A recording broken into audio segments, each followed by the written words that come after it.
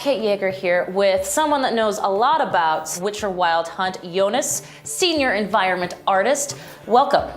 Thank you. That felt very professional. Hello. So what do you want people to focus on that first 10 minutes, that first hour, that first 10 hours? What do you want them to take from this game?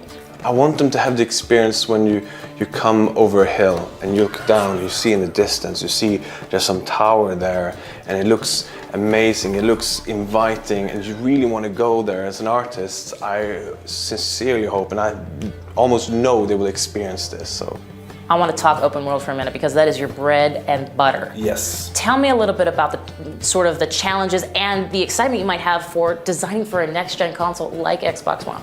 So we set out to do this massive open world, and to do it for next-gen console was a liberation for us because it meant that we can do more. We can have a larger world that made sense to us, you know, and because when you create stuff, you have to create it so it takes the space it needs, and it's really important. So you don't cram it all up, you give it the space it needs.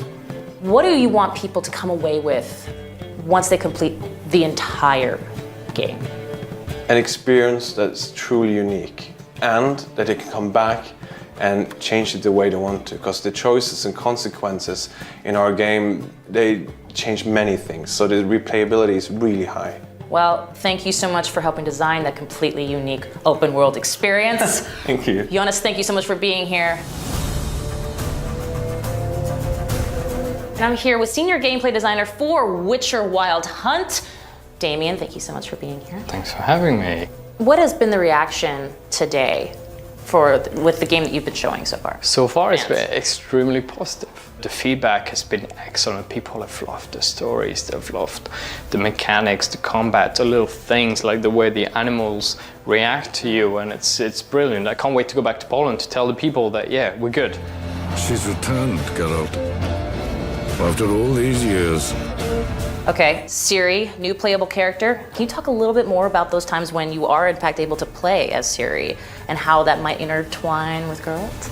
It's quite interesting because you're chasing Ciri for the whole game, and every now and then you'll find out, okay, she was in that area, and then we'll say to you, okay, you can play as Ciri when she was struggling through that area, okay? So you will play as her, you will struggle, you will try to escape, and it's really cool because then we pull you back into Geralt, and then we say, okay, now you understand the struggle she's going through, and so you really want to find her, you want to help her.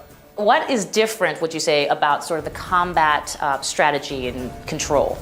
Well, Ciri moves in very different ways.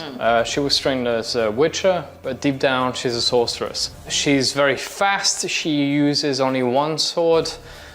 That's all I can tell you for now. You have to experience it. But now you're only gonna play as Ciri for a few hours in the game. You know, the focus is still on Geralt. That's, you know, it's very important to point it out. So if I am someone who's on the fence about whether or not to buy this game at launch, what do you think is gonna push me over? To be honest, as a gamer, not as a dev, this is one of the best RPGs I have ever played in my life. And I've played a lot of RPGs. Even after an hour or two, you're gonna understand how much effort and how much love we put into each character and each story, each minor quest. I promise you will not be disappointed.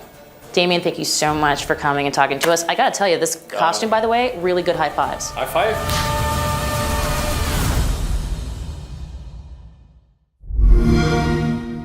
Xbox One, now $349.